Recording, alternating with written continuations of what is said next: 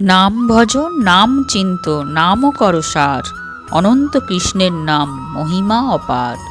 ভাদ্র মাসের কৃষ্ণপক্ষে রোহিণী নক্ষত্রে শুভ অষ্টমী তিথিতে ঠিক মধ্যরাত্রে পূর্ণ পুরুষোত্তম ভগবান শ্রীকৃষ্ণের এই ধরাধামে আবির্ভাব হয়।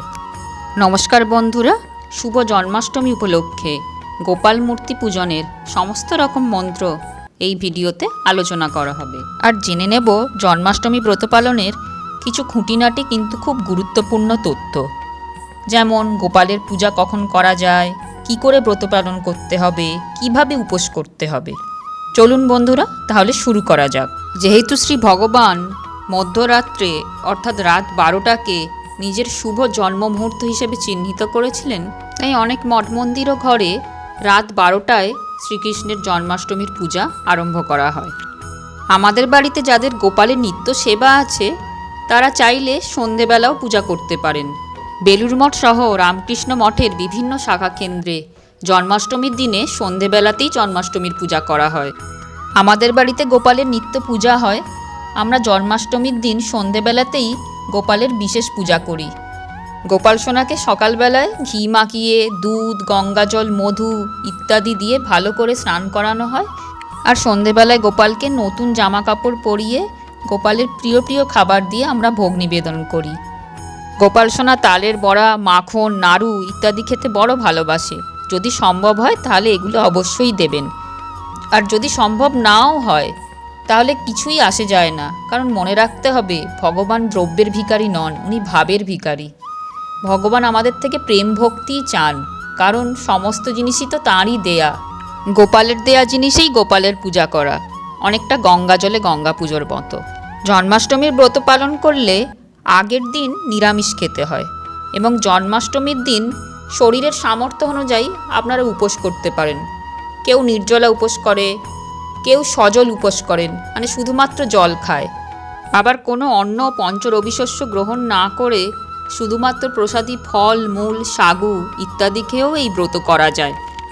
মনে রাখতে হবে এইসব বিশেষ শুভ দিনে খাওয়া দাওয়ায় সংযম করার একটাই উদ্দেশ্য, যাতে আমরা আমাদের সমস্ত শক্তি দিয়ে ভগবানের বেশি করে ভজনা করতে পারি।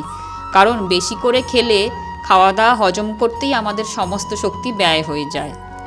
এইবার জন্মাষ্টমী পূজার মন্ত্রগুলি একে একে বলছি। আমাদের নন্দনন্দন যশোদানন্দন আবার বসুদেব পুত্র বাসুদেব। ওম নমো ভগবতে বাসুদেবায়।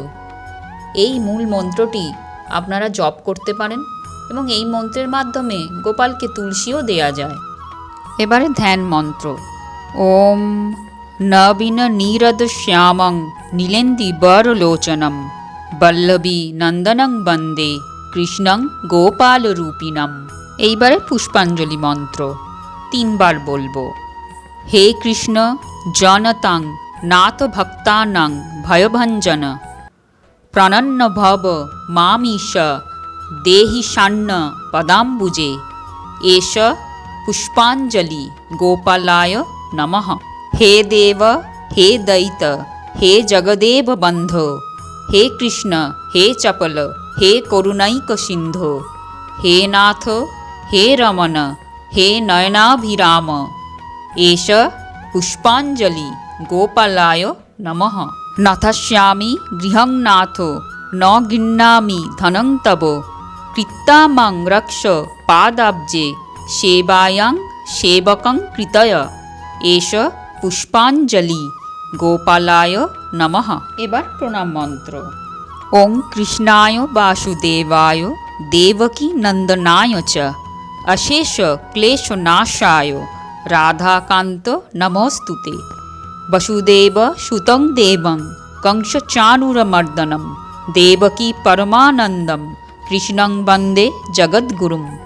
হে কৃষ্ণ করুণা সিন্ধো দীনবন্ধো জগৎপতে গোপেশ গোপিকাকান্ত রাধাকান্ত নমস্তুতে।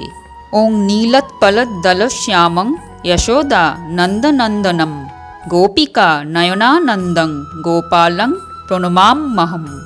জন্মাষ্টমী পূজা উপলক্ষে হোম করলে তার আহুতি প্রদান মন্ত্র। ওং ধর্মায় ধর্মেশ্বরায় ধর্মপতয়ে ধর্মসম্ভবায় গোবিন্দায় নমো নমঃ স্বাহা। জন্মাষ্টমী ব্রতের পারণ মন্ত্র ওম সর্বায় সর্বেশ্বরায় সর্বপতয়ে সর্বসম্ভবায় গোবিন্দায় নমো নমঃ। ব্রত সমাপন মন্ত্র ওং ভূতায় ভূতেশ্বরায় ভূতপতয়ে ভূতসম্ভবায় গোবিন্দায় নমো নমঃ।